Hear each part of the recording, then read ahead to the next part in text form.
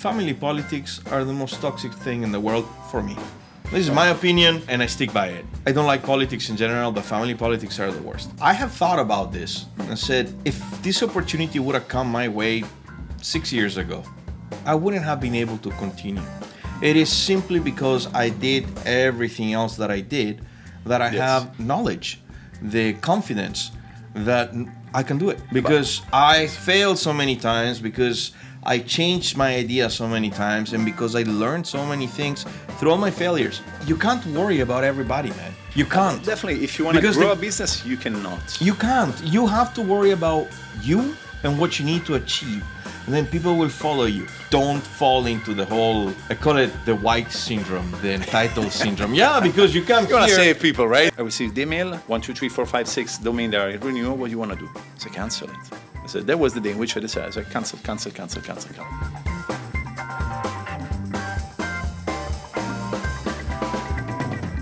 Hello, everybody, and welcome to It's About Time. Today is our first episode, and you'll be together with myself, Chris, and Mr. Omar. So, the whole purpose of our podcast is to talk about our personal experiences, both successful and unsuccessful, which have led us to where we are today, business, friendships, etc. Personal growth and development, anything and everything that has to do with it. And Omar has been a fantastic friend of mine for many, many years while I'm here in the Emirates. Around 10 years by now, right? Something like that. Yeah. And he hopefully will be the co-host of the podcast. We will see. But in the meantime, that's what we're here to do. And so we'll get started. So I wanted to ask you, Chris. Do you remember the first time that we met? The first time that we met was in Golos Italia. It was in Golos Italia, yes, indeed. You were coming with your friend, I guess, the North European friend, the one with the motorcycle, also early days. Oliver. Oliver. The one who moved, I think, to Denmark. It's possible. Christian. It's Christian. With Christian, yeah. You were coming. I was with your friend Michele. Right. We were having, yes. Yeah, with Christian and Mikey. But Mikey's the one that introduced us. Mikey was the one who introduced me to you, yes. Yeah, Michele is somebody that you probably see if we catch him. It's definitely somebody we're going to have on the podcast. But yeah, Mikey introduced us. We were at Golos Italia. We had a cup of coffee. And I'm pretty sure you didn't like me that much the first time. I didn't like you that much. You were having maybe that day you were a little bit upset or something happened to you. I remember you were a little bit upset that day. So I said, okay, he's a nice guy, but I was a little bit moody that day. And then we managed to catch up one day. You had Harley Davidson's event. Yeah. Which I came with a friend of mine. Yes. There was a lawyer. I don't know if you remember about that. Man, I don't remember the lawyer, but I do remember you. Yes. And then your party, the party you organized at your home. The barbecue. The big one, yes. Man, that was nice. Where I met Oliver and all your other friends for the group, no? The Onyx? Oryx group. Yeah. Very, very nice. Yeah, so that's how we met, and it was a while ago. And then from there, we just our friendship kind of picked up very, very naturally. Actually, yes. Also, the neighbor helped because we were living we were all in GLT, Jumeirah Lakes Towers. Jumeirah Lakes Tower was a fantastic neighbor back in the days. It was full of European. Right. It was new. I remember the water at the lakes. It was actually transparent. You remember that? Correct. Just so everybody knows, we have been in the Emirates, myself for 20 years, and Omar, you? Roughly 14 years. 14, now, yeah. Yes, So it's been a while. We've been a while here. Yeah, that was super cool, man, and that's how we met. And everything flow naturally in the direction where we are today. Tell us a little bit. How did you get here? Why did you come here? There's a kind of crazy story, I will say. This is why I'm asking you. It's basically, my wife to be, we were talking about experience, other countries for what concerns the work environment. It says, okay, we know Italy. We have a family business in the medical field. We are all doctors in our family, so you know that. And I found that a little bit boring. Even though it was interesting the idea to develop the family business, I was very into the idea of doing that. At the same time, I didn't like the idea that everything is being built to me, for my family. And people were telling me, because you're lucky, your daddy did everything to you. Yeah, that's it. We have a saying for that in Italian. It's called figlio di papà. Fieri Papa. Hey, you are also Fieri Papa. Oh yeah, baby. So, so that was the thing. It was actually annoying me. Plus, working inside my clinic and also my friend's clinic in the meantime was actually knowing the process of doing things. So I said, okay, I want to be challenged a little bit more.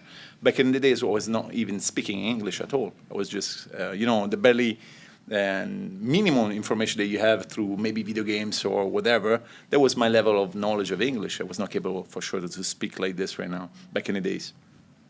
And my wife was actually having a totally different background. She comes from a private school, English private school, British, in Rome, and then also international school like King's College London, Manchester Business School.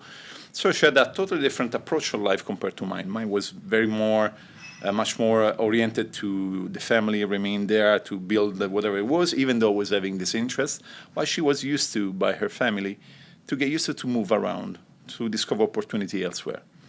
And we kind of liked the idea to do it together. So we were selecting cities in all this process. I said, okay, well, we can move. She lived in London, so I said, okay, London could be a very good choice. It's very close by, is an interesting city, very buzzing back in the days. And it used to be Europe back in the day. Yeah, Europe was back in the days, exactly. So it was actually very convenient from the point of view as a choice. I really liked it.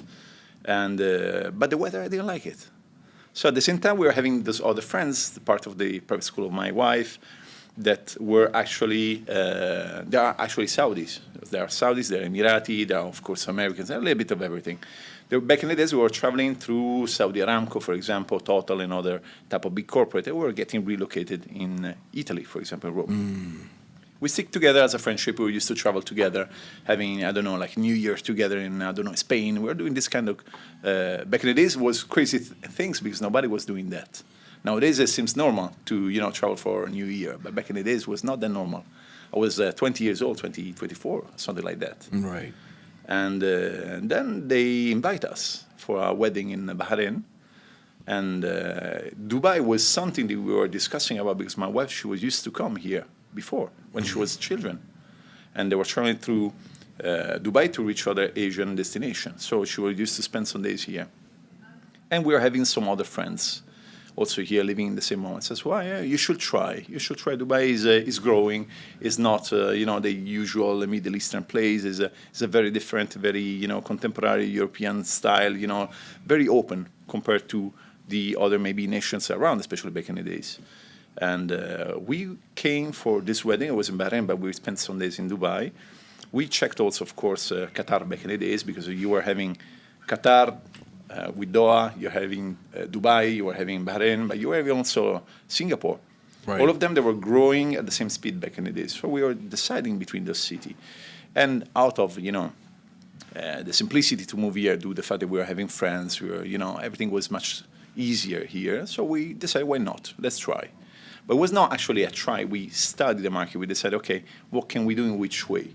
It's not like, you're running out of your own country, your bag, because everything is going bad. No. We planned the thing. I said, okay, we'll do this in this way. We'll move in this way. I will organize this in this way. And this is what we did, basically. We studied the market before moving in.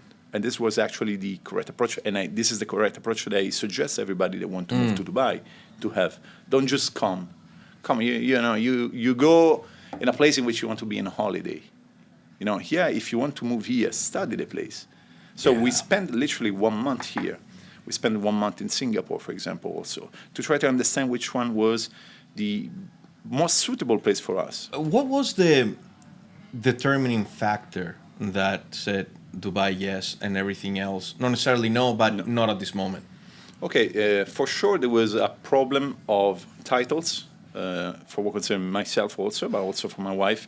We were overqualified for other markets. Okay. And also for my wife, being in Italy, she would have not have any type of career. Right. While Dubai was expanding dramatically. There was a lot of research they were showing that they were looking for a multilingual, multicultural type of people. They were capable eventually to tackle different market. My wife, she speaks 5 languages, so it was the perfect place. Difficult to get your wife to speak all the languages. She gets super shy, but yeah, exactly. I know she's fluent in all of them. Yeah. When it's necessary, she is very fluent in all of them. Yeah. And what about you, Chris? Man, I got here because my dad asked me. He asked me to come over to open a family business. So my family's business was my grandfather started from long ago, about 60 years ago. It was farming. They started in Eritrea. Okay. So in the Italian colony in Africa, in Ethiopia. And he began farming there. He began setting up plantations, and he was a fairly important gentleman there. My father then was born together with all his siblings in that colony, and he continued the business of my grandfather. My grandfather passed away in 1980. So I didn't have a chance to meet him. I was born in 82.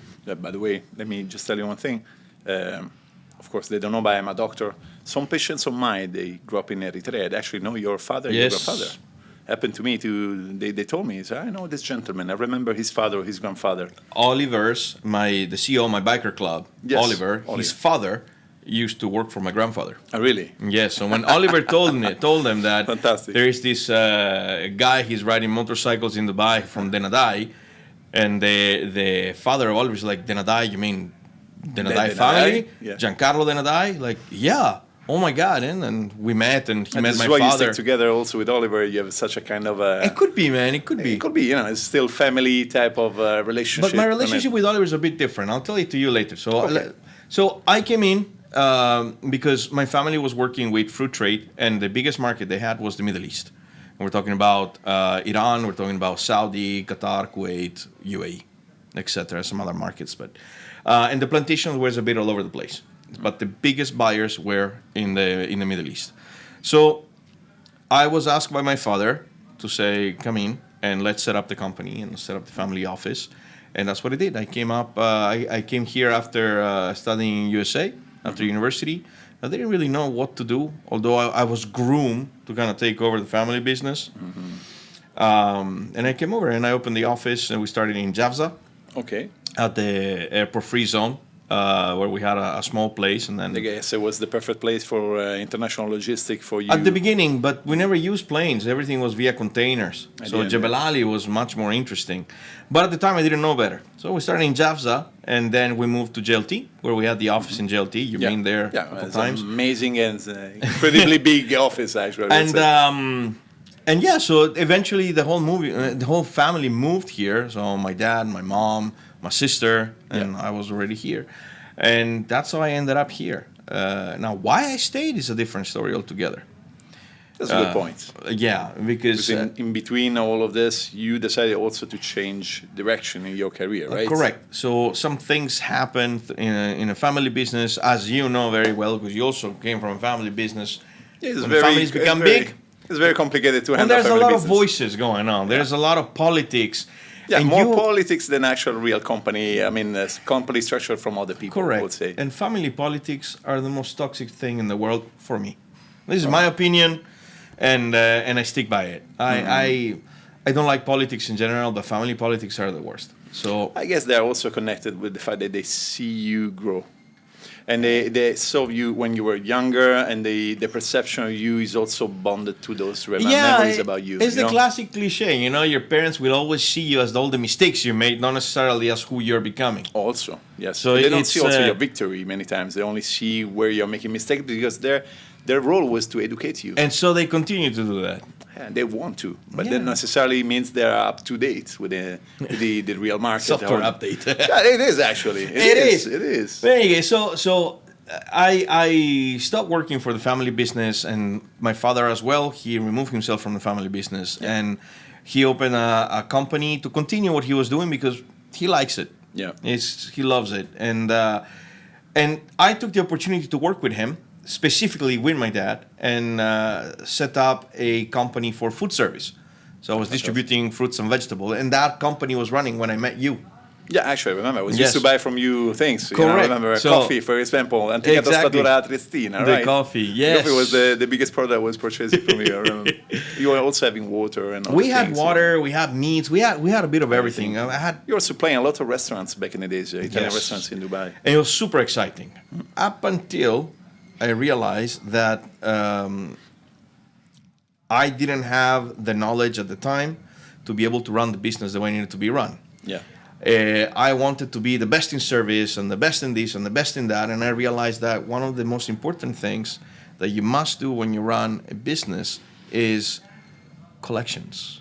Your cash flow is extremely important. Not because your paper says that you're making money, you've got money in the bank. Yeah, and I know it sounds basic, but I guarantee you there are many, many, many individuals around the world who don't pay attention to this. Mm-hmm. So I got involved into the excitement of the business, making sales, making this, making that, blah, blah, blah. And the ego played a big part as well.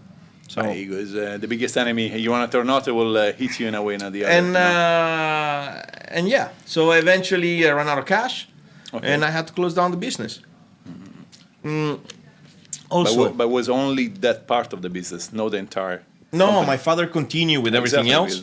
I just removed myself from this operation. Also because this experience made me realize that I wasn't really enjoying the whole thing. I like the adrenaline of the distribution, logistics, but I wasn't enjoying the rest. It became, I don't know, I just didn't have good feelings for it anymore. It became tedious, and it felt like a job. That's the biggest problem. But I guess this happened with any type of job or, like entrepreneurship type of adventure you might have. At a certain point, you might feel that you're doing something that you were not planning to do to make the business continue to work. Right. Especially when we are talking about numbers. Right. You always start looking around the numbers, they're entering, they're exiting, and you become more an accountant. Even though you have maybe an accountant, you become more an accountant. And a collector and a financing agent, you feel like a bank. Yeah, exactly. You're doing paperwork. You're not doing anymore the operation. You're micromanaging. Or the chit-chat with the chefs that I used to love, going to the chef and talking about what their menu was going to be. Yeah. So, I stopped that, and I never regretted it. No, of course. I never regretted it. I really have good memories from it. So I stopped that, and then I had the opportunity to start an IT company together with a gentleman from here.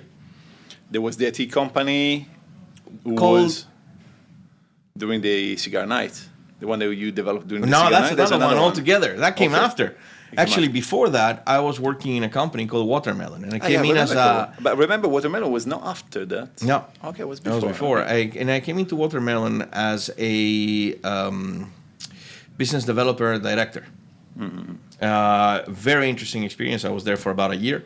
What it was about the company? Well, the cool thing about the company is that the company was creating an online platform to do exactly what I was doing in the food service industry, just online instead of optimizing the process. Exactly, and all the problem that you might have, I guess. Right, you were creating a B2B sales center where people could list their products and people could buy the product, but business to business. So everything was vetoed, everything was checked, all the certifications were all done. So it made all the KYC that you have to do here for regulations much more streamlined.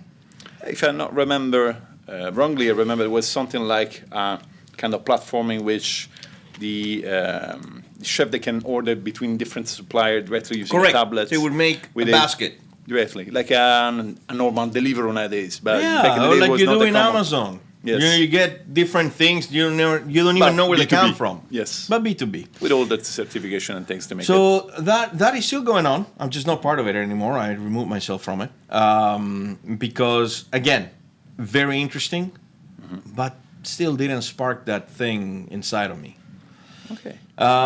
In the meantime, I did a master's degree in blockchain technology, and I work with our friend Theo. Yes. Which hopefully will be another person you'll see here.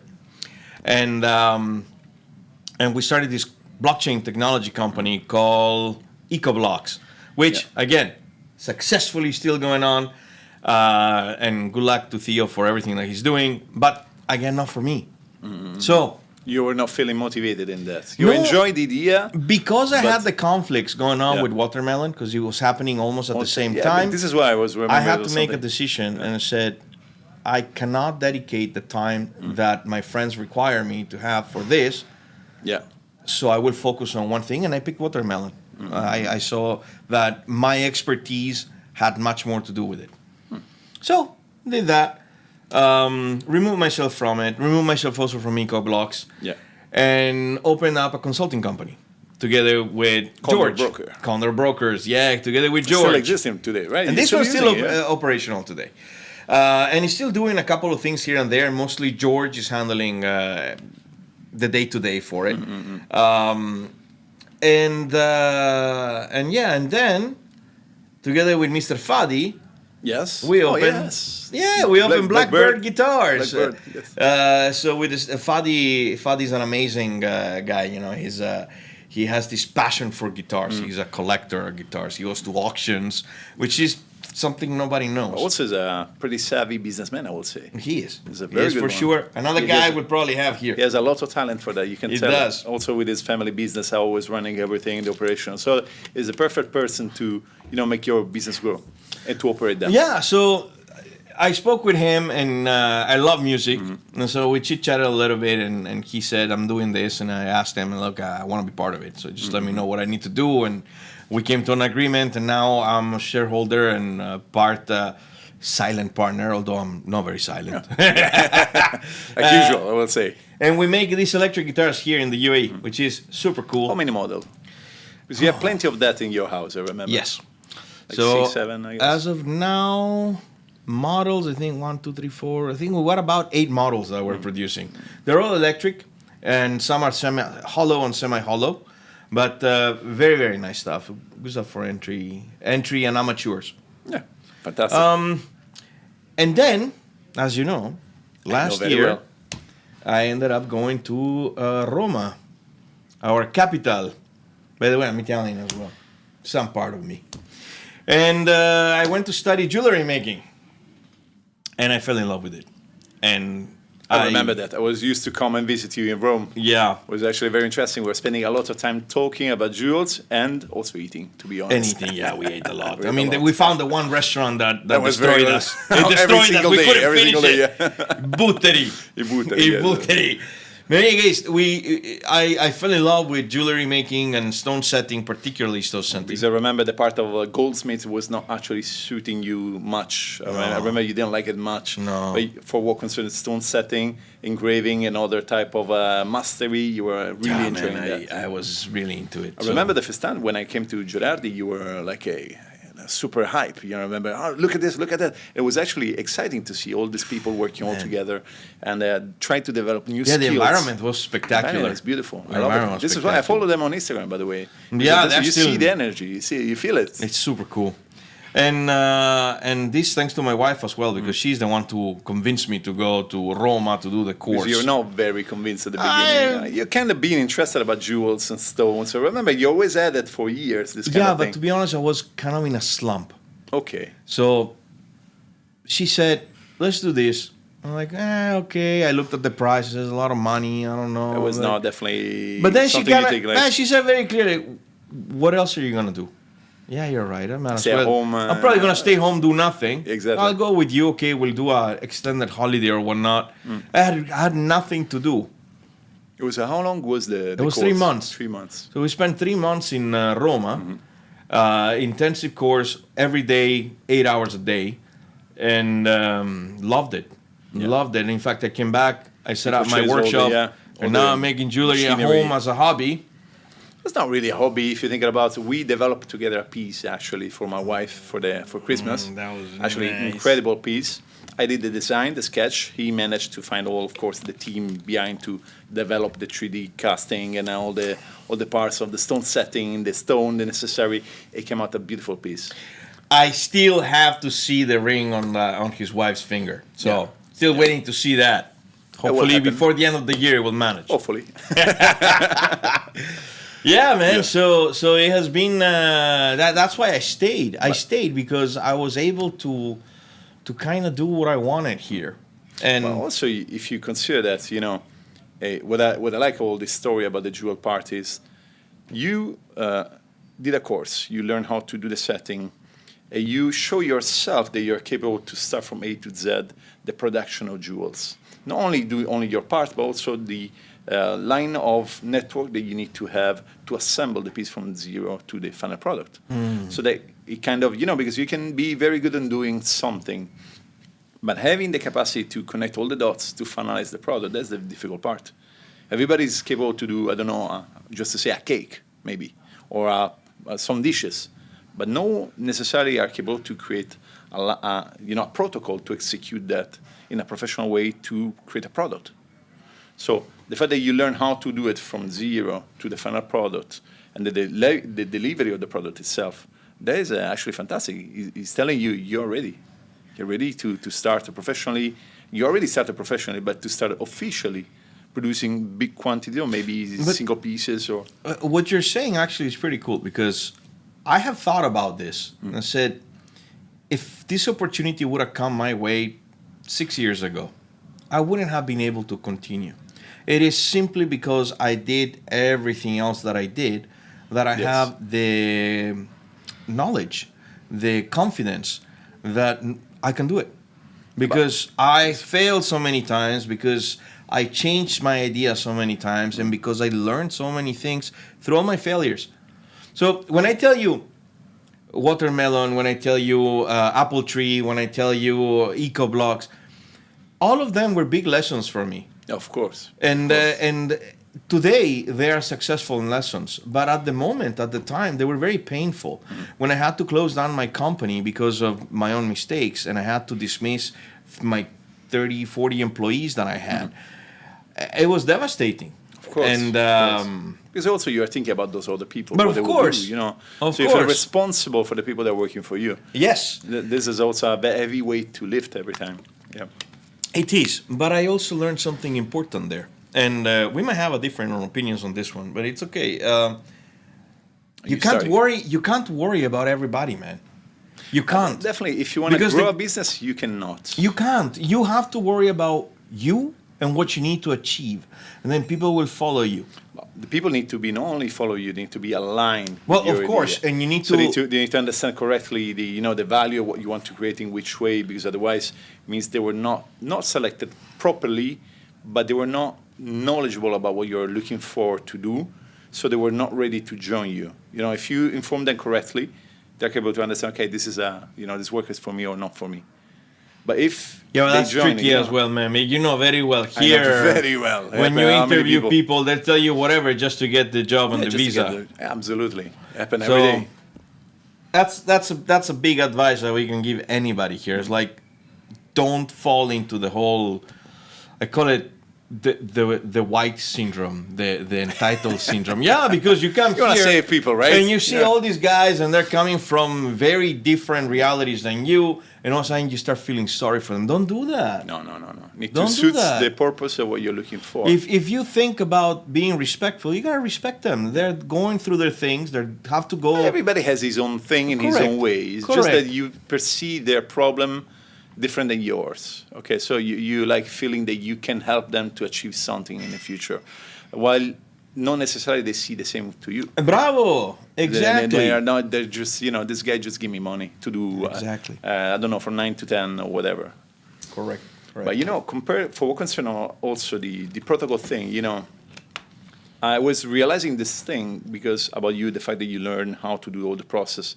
Because this is what I face in the phase of production of the grills, the dental jewel that I'm planning to do. And I found the way in which you're actually, let's say we were sharing together this information, that you were pushing me to take my decision in that direction, to create my own, let's say, protocol of execution. Because right now, of course, I'm like, Chris, I need to do this. What can we do? Because I don't know. Yeah. So now you put me in contact with the people necessary to start the product, and we started actually. You've seen the final product, the first grill that we realized was very nice. That would be for a fairly famous DJ here in Dubai. So I'm very very excited to deliver this one. Hopefully we get some pictures and we'll see them. That we will have reels and pictures and everything. Maybe he invites us to a little party, man. That would be nice. That would be really nice. Yes. And that helped me to not only take courage, because sometimes it's not about courage. You have courage to do a lot of things, but you need to take action. It's not about courage. It's just do the thing. Like for example, for the watches, I'm delaying in a way or the other the production of the technical drill. Yeah, I know how to. So frustrated. By the way, guys, explain about the watches, man. You're jumping into watches. No, just jumping betwing things. Yeah, but what happened basically with Mr. Chris? He invited me over. Cool, no. Let's start from Hong Kong. Let's start from the back. Yeah, Hong Kong is actually the kind of beginning because it's in the same phase. So I had the opportunity to be, before this trip in Hong Kong, to be exposed to the watch industry, okay, in a way, not the other. And you like watches? I was not that interested back in the days. I liked watches, but I was not that interested. Then I started doing some classes, watchmaking classes. And I started realizing, I like it. I kind of like it. I just discovered something that was totally not thinking about. This is why you need to try things in life. And I said, okay, I did this class, I did this other class. I went to Switzerland with another friend, and we went to visit a watch manufacturer, Jaeger LeCoultre. And then we came back, and then at the same time, you invite me over for the Hong Kong Gem and Stone thing. And in the meantime, I was started thinking, okay, I think I want to start realizing watches, like single pieces. And I created the piece. The first piece was for you, was to thank you, because you are always all the time. Because Cristobal has a fantastic thing. He encouraged you to take action over your, passion, desire, and maybe opportunities. Yeah, this is a fantastic, capacity he has. Look, worst case scenario, you fail. You fail, and then exactly. what? And in all of this, brainstorming of ideas about watches, I said, okay, I need to understand about stone, because maybe we'll use stone for the watches.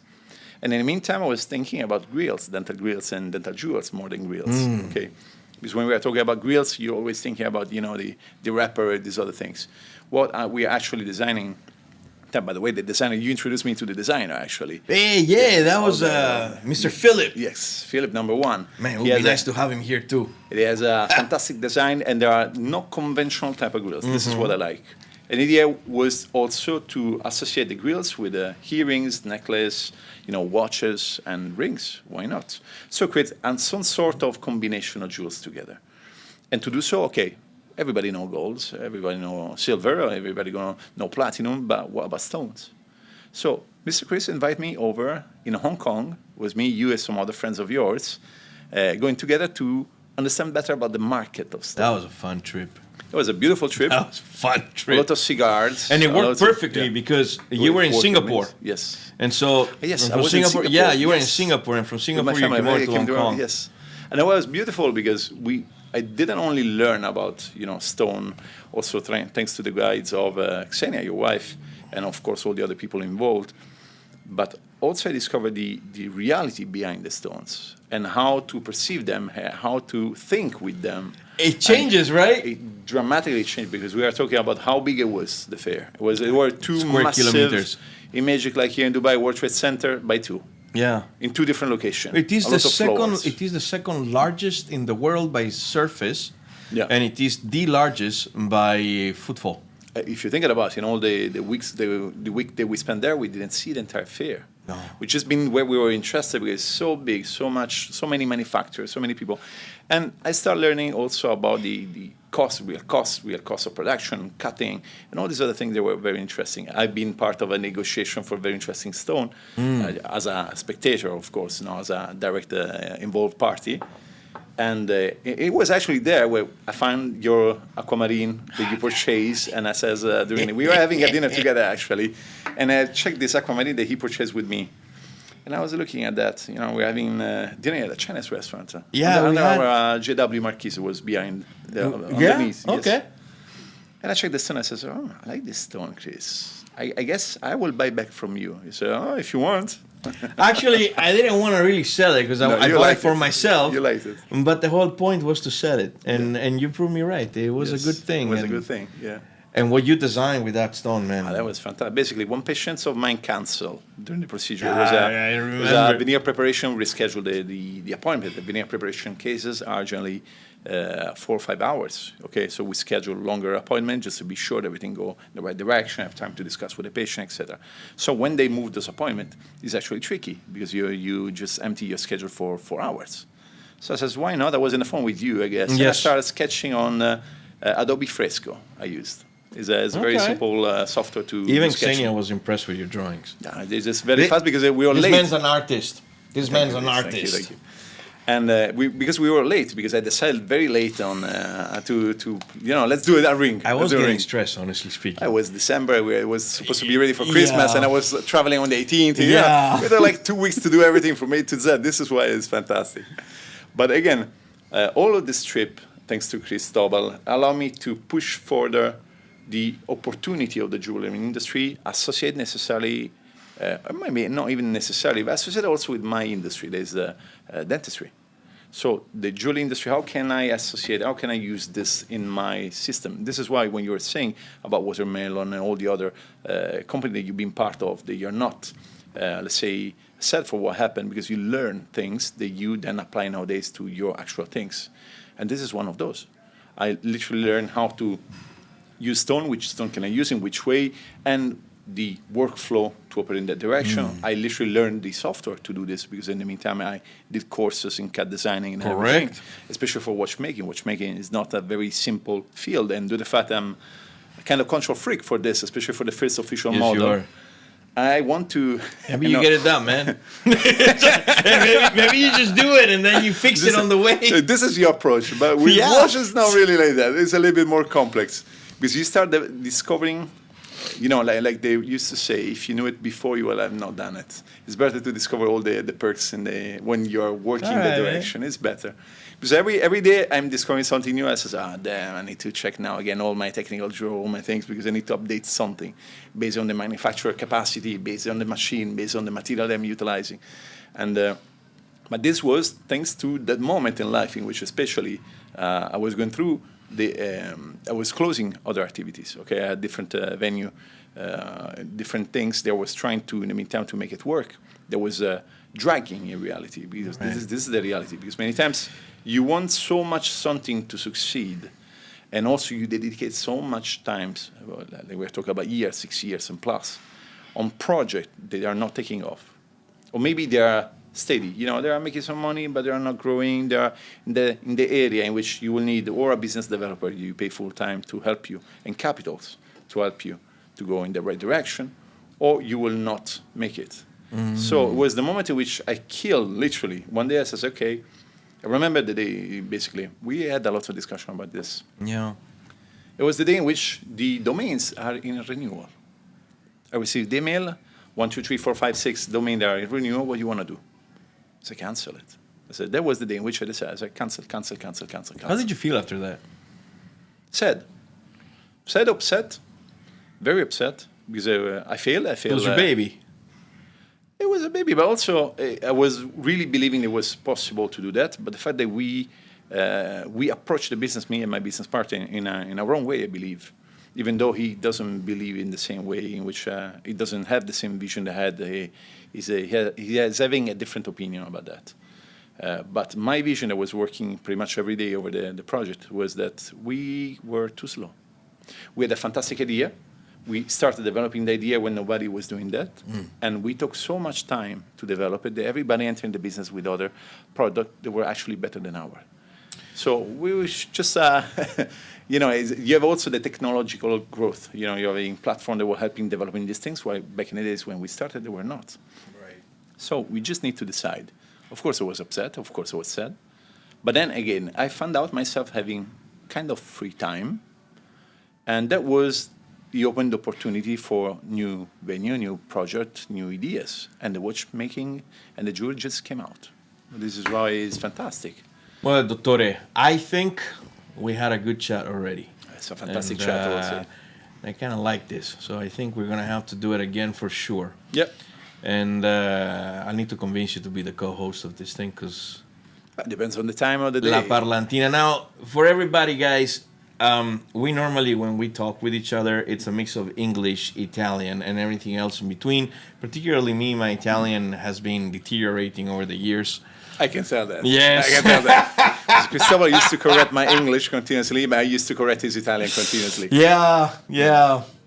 But this is also because of your background. You have so many different languages that you're also... Let's leave some stuff for the next episode, because there's so much more. But all right. So, Dottore, thank you very much for... It was a real pleasure being here with you, Chris. It was good. And as always, we had a fantastic chat. Yes, and thank you, everybody, for joining us today. And hopefully we'll see you on the next one. Take care. See you.